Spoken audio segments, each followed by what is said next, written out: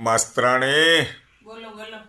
આ બાજુ નજર તો કરો. આવા વિદ્યાર્થી છે તમારી પાસે? જુઓ તો આ એક વિદ્યાર્થીનો સામાન છે. આમ જુઓ તમે.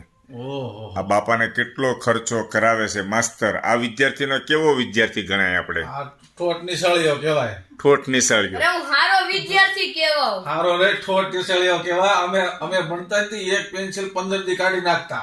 અવળું બટકું થાય ને તોય હાકે રાખતા. હા, સાચી વાત છે. માસ્તરાણી, તમારું શું કેવું છે? નિહાળિયાને વતણા જાજા.